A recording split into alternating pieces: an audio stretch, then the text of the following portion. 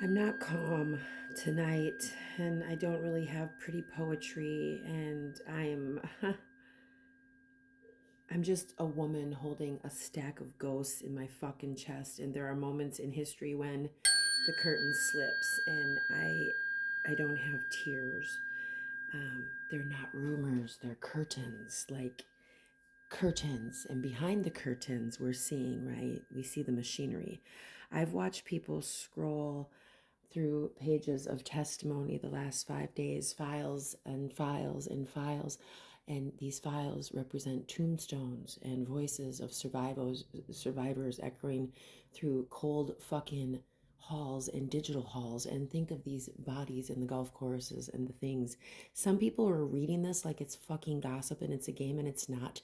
These are real people's testimonies of real life things that really fucking happen. And some people are reading like politics, and some people are reading it like entertainment, and survivors are reading it like memory, guys. Our body is remembering what we lived through. As a psychiatrist, I have to sit back and talk with so many women reaching out to me with these feelings, big feelings. There's a difference between information and activation. And it's unreal how calm I am with everything that's come out the last 5 days. Because this is what we've been wanting. We want the world to see how bad it was, right? Like I said, there's a difference between information and activation. Information sits in the brain. Activation lives in your nervous system. It shakes your hand. It steals your sleep. It makes your heart beat like it's trying to outrun your story, the story, his story, her story. Psychology calls it secondary trauma. Survivors, we call it Wednesday, Tuesday, Monday, Sunday, Saturday. Because when one survivor speaks, 1,000 locked rooms inside other survivors unlock all at once. Tink, tink, tink, tink, tink. Not gently, nope, violently. And then society does something strange. It debates if it's real or not. Did that really happen? Was it that bad? Are you sure you didn't make that up? Are you sure you didn't make that up? Are you sure? Don't make up stories. Listening to survivors' stories and debating the credibility debates timelines, debates whether power could really be that cruel. It is, it can, it was, yes. It debates whether children could really be that unprotected. We were, yes, we were. Yes, we were. Let me translate this. We're not going to debate survivor language. It sounds like, are you sure? Why didn't you say something sooner? Are you remembering that correctly? Powerful people wouldn't ask that.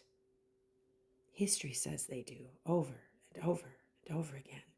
Empires don't collapse because the enemy's outside the gate.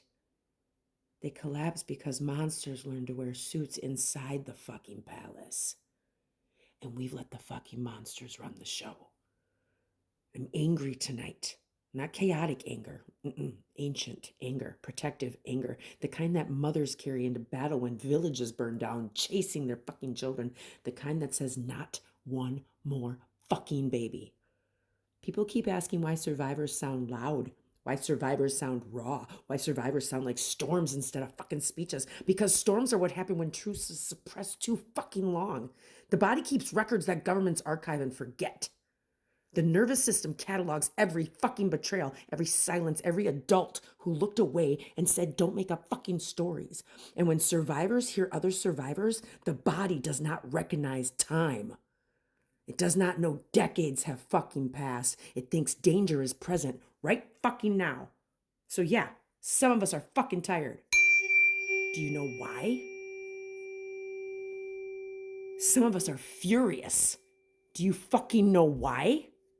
Some of us are grieving children we used to be when they asked us, what the fuck? Are you making up stories?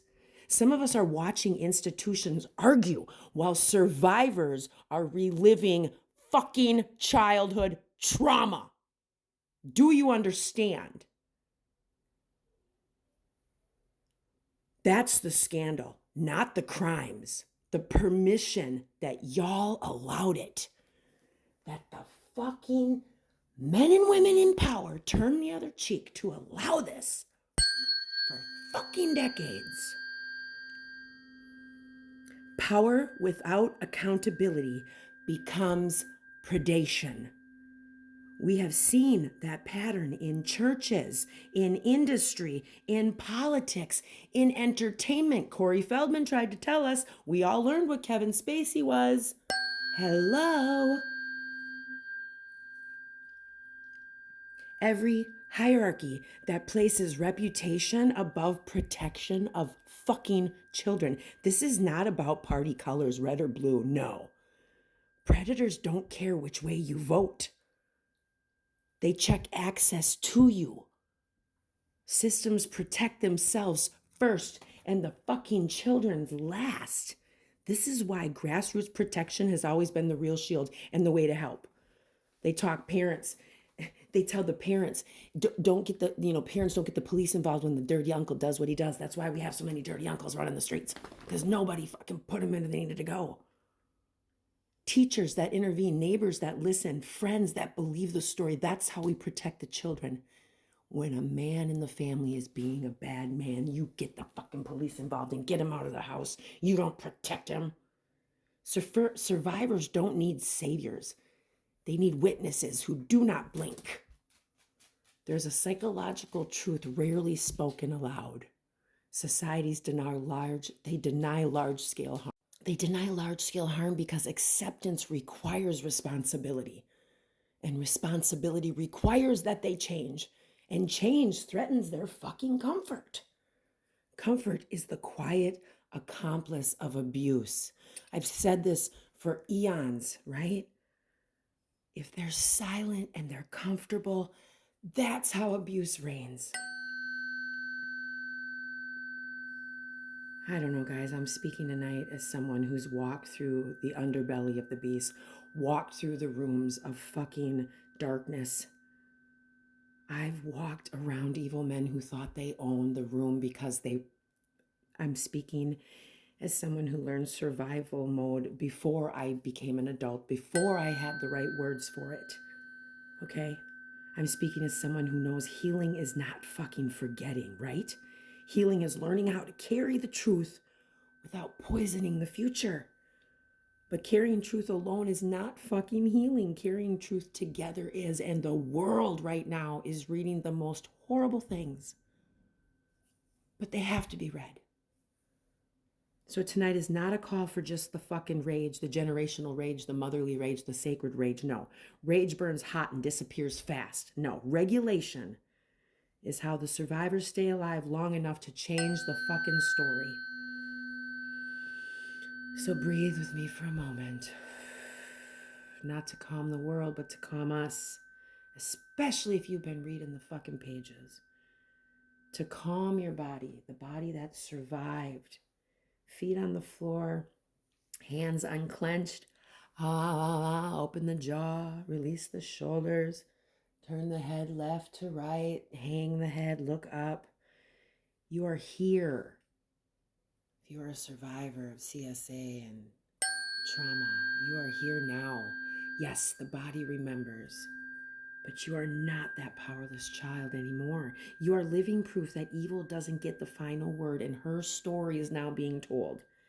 His story is full of this bullshit in the men, but her story, moments when society stands at the fork in the road, right? You guys, we're at a big fork in the road right now in the worldwide shadow work. One road leads to denial and distraction. The other leads to accountability and protection. Accountability is slow. It's frustrating. I know it's imperfect, but it's the only road that we have going forward. Justice is not viral, guys. It's procedural. Grassroots change is not loud. It's persistent. Mothers and fathers protecting children, communities refusing silence. Okay? Every system that protects predators will eventually collapse. And we're watching that.